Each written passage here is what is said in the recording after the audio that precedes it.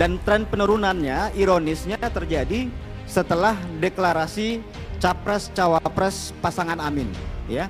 Jadi deklarasinya di tanggal 2 September, kita lakukan survei tanggal 4 sampai tanggal 12, dan ternyata terlihat ada penurunan suara Pak Anies secara personal. Menteri Nasdem terciduk KPK, elektabilitas Anies Amin auto anjlok, karma nyata sumpah kutukan paloh, kapan Nasdem bubar? Halo, selamat datang di channel Redaksi Jurnal bersama JJ. Dari 19 ke 14,5. Jadi penurunannya signifikan, ya. Signifikan karena penurunannya melewati margin of error dari 19 ke 14,5%. Jadi ada tren penurunan Anies, dan itu terjadi setelah deklarasi pasangan Anies dan Caimin. Proses hukum yang bicara, semoga semua baik-baik aja. Gus, apakah ini menurut jenengan ada salah satu upaya untuk menggoyang koalisi jenengan atau gimana? Nggak tahu saya, nggak tahu. Giliran ada 2 kader partainya yang ketahuan korupsi, malah dibilang saya percaya di orang baik. Lah, kalau baik kenapa dia korupsi, ya kan? Terus gimana tuh si Surya Paloh? Kenapa belum ngebubarin Partai Nasdem? Laki itu yang dipegang omongannya, bukan brewoknya. Pengamat menilai kasus dugaan korupsi di lingkungan Kementerian Pertanian yang berujung dilakukannya penggeledahan di rumah dinas Menteri Pertanian Syahrul Yassin Limpo secara tidak langsung memberikan dampak terhadap elektabilitas pasangan Anies dan Muhaimin. Adapun mentan Syahrul Yassin merupakan politisi dari Partai Nasdem. Partainya itu yang mengusung Anies maju nyapres di Pilpres 2024 untuk berpasangan dengan Muhaimin Iskandar yang didukung partai PKB dan PKS lewat koalisi perubahan. Ia menjelaskan bahwa politik erat kaitannya dengan persepsi. Semua figur partai ataupun baca pres dan baca wapres selalu mengkampanyekan hal positif karena konteks narasi positif yang dibangun tersebut berujung limpahan positif pula. Selain elektabilitas bakal pasangan calon, Partai Nasdem dan Koalisi Perubahan ikut terdampak akibat hal tersebut. Hal ini seperti hasil lembaga survei Lingkaran Survei Indonesia LSI Deni JA yang merilis survei elektabilitas calon presiden yang masuk bursa Pilpres 2024. Hasilnya, Prabowo Subianto menempati posisi pertama, unggul tipis dengan Ganjar di posisi kedua, dan yang ketiga ada Anies Baswedan. Peneliti LSI Deni JA Aji Alfarabi memaparkan simulasi 3 nama baca pres teratas. Ia mengatakan Prabowo unggul di angka 39,8%, Ganjar 37,9%, sementara Anies jauh di bawah dengan 14,5%. Itulah karma bagi Anies, Nasdem dan Surya Paloh. Pengusungan Anies memang tidak direstui oleh alam dan masyarakat. Terbukti, borok-borok partai pengusung Anies terkuak satu persatu setelah pendeklarasian Capres dan Cawapres. Seperti diketahui, KPK melakukan penggeledahan di rumah dinas mentan Syahrul Yassin Limpo di Jakarta Selatan, Kamis 28 September. Penggeledahan tersebut dilakukan terkait kasus dugaan korupsi di lingkungan Kementerian Pertanian. Kepala Bagian Pemberitaan KPK Ali Fikri membantah penyidikan dugaan korupsi karena alasan politis. Ia menegaskan proses penyidikan sudah dilakukan sejak lama sehingga tidak terkait dengan dinamika politik yang berlangsung. Jadi ini memang murni kesalahan dan keblunderan Nasdem, juga Anies tentunya. Bukan hanya itu saja, sebelumnya Menteri Komunikasi dan Informatika Johnny G. Plate juga terjerat kasus korupsi yang merugikan negara sampai 8 triliun rupiah. Keterlibatan Menkominfo Johnny Plate dan mentan Syahrul Yassin Limpo menjadikan kursi kader Nasdem di dalam Kabinet Indonesia Maju hanya tersisa satu, yaitu Menteri Kehutanan dan Lingkungan Hidup Siti Nurbaya Bakar. 2 Menteri Nasdem tersangkut korupsi merupakan perkara besar, apalagi menjelang pemilu 2024. Nasdem sekarang sedang berjuang keras untuk mengantarkan jagoannya yaitu Anies dan Muhaimin menjadi pemenang di Pilpres tahun depan. Nama baik Nasdem tercoreng, masyarakat seolah menganggap jika elit Nasdem ternyata hobi banget sama yang namanya korupsi, sehingga menurunkan apresiasi masyarakat terhadap partai ini. Sehingga di pemilu nanti, suara Nasdem kemungkinan akan tergerus habis. Apalagi capres dari Nasdem yaitu Anies mengusung tema perubahan. Tema ini sangat beresiko, tidak laku di masyarakat karena tingkat kepuasan publik terhadap kinerja pemerintahan Presiden Jokowi sangat tinggi. Apalagi disusul kasus korupsi yang melibatkan elit parpol pengusung Anies, kepercayaan masyarakat terhadap kubu Anies cenderung makin menurun.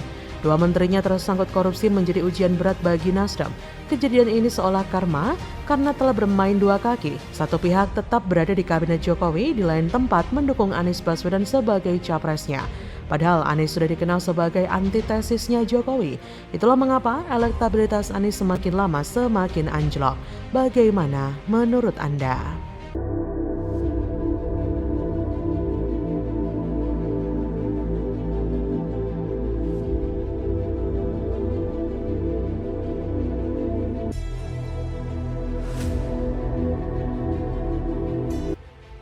Pencitraan basinis. Buat SKCK, Anies diantar pakai motor, mana jet pribadimu? Pura-pura merakyat gitu toh. Puluhan wartawan sudah standby, drama murah nis. Halo, selamat datang di channel Redaksi Jurnal bersama JJ. Soal timnas kemenangan. Nanti pada waktunya akan diumumkan. Yang pernah bersama saya di Jakarta pasti tahu persis. Saya mengerjakan dulu sampai selesai baru diumumkan.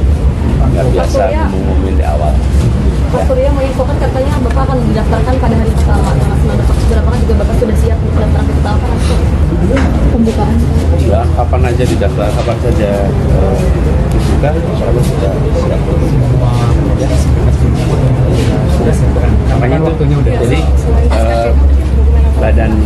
badan pekerja yang sudah mulai bertugas, mereka sudah menyiapkan itu semua. Jadi administrasinya, dan hal substantif itu semua diselesaikan di badan pekerja. Jadi baja itulah yang menyiapkan semuanya.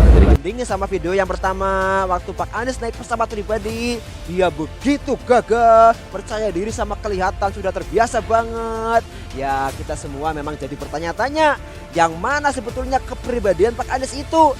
Apa benar Pak Anies ini orangnya merakyat? Apa benar Pak Anies ini akrab sama rakyat kecil? Jawabannya ya jelas ya Lur. Kita wong cilik gak mungkin ketipu sama akal pencitraan Pak Anies yang merakyat itu. Bener apa ora Lur? Ya kalau menurut sedulur gimana Lur? Percaya apa ora kalau Pak Anies itu merakyat Lur?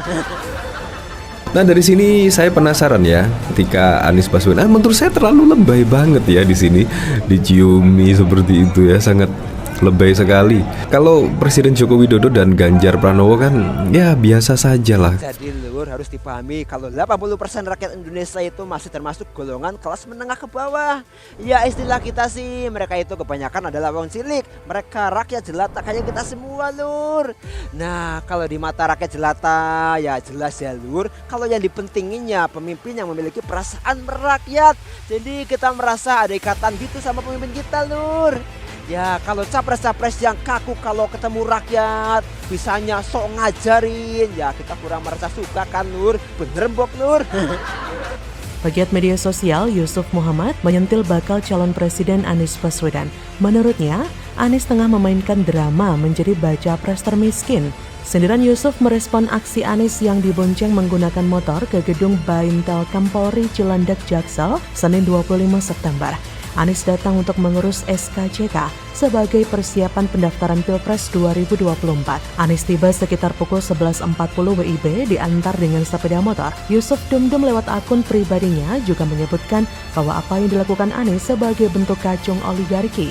Sebelumnya, Anies pernah disorot karena menggunakan jet pribadi ketika berkunjung ke sejumlah daerah.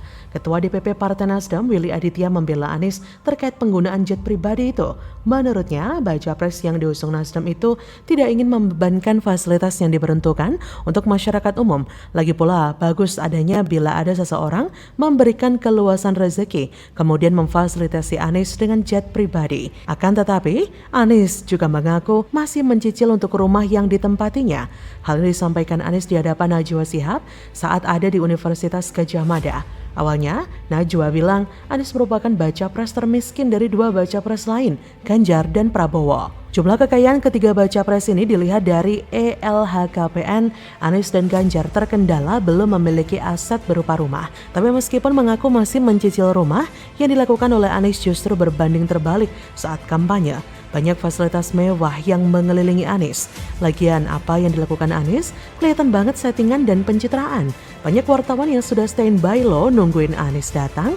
Kalau nggak dikoordinasi sebelumnya ya, mana mungkin. Ini rakyat dianggap kayak bego banget gitu apa gimana sih, Nes? Lihat konten begini terus kemudian percaya ente itu down to earth, kemana-mana naik motor. Apa kabar Jet Bohir pas keliling Indonesia kemarin dong? Rakyat nggak akan percaya, Anies itu terlihat sederhana. Rakyat sudah cerdas kalau itu Anies memang dekat dengan Bohir Kacung.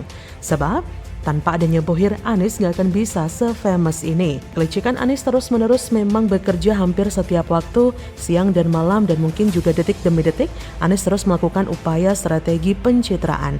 Usaha seperti itu tidak masalah ya, mungkin itu juga salah satu ikhtiar. Namun kalau tidak dibarengi dengan prestasi, bisa jadi semesta tidak merestui dan akhirnya tidak akan menjadi presiden. Mungkin seumur hidupnya Anies akan terus melakukan pencitraan, tetapi pada akhirnya terbentur juga. Jangan-jangan nanti Anies bisa hilang kewarasannya kalau mabuk pencitraan kan? Jadi bagaimanapun Anies berusaha mencitrakan dirinya tetap saja akan keok. Karena ada kesalahan yang sangat fatal dan besar sekali, yaitu Pilkada 2017 yang menggunakan politik sara dan politik ayat mayat yang sangat brutal itu. Ini mungkin semacam kutukan yang sulit dihilangkan. Lama-kelamaan soal pencitraan ini akan basi dan rakyat tidak lagi respect dengan segala macam usaha pencitraan. Rakyat malah ingin terjadinya sosialisasi pejabat dengan cara-cara yang alami, seperti misal kumpul bareng, makan bareng, atau dengan berbagai kegiatan yang berinteraksi langsung dengan rakyat. Jangan tiba-tiba keruk-kerugot pakai tangan ya. Selama ini Anies pencitraannya bisa dibilang monolog, artinya asik sendiri dengan tim kameranya. Misal dia ada di Arab Saudi, ya tak henti-hentinya mencitrakan dirinya sebagai orang yang sangat penting sehingga harus dijaga oleh para askar di sana. Beda halnya dengan Ganjar yang sering melakukan interaksi dengan banyak warga. Bahkan olahraga pun Ganjar menyapa warga dan berdialog sebentar.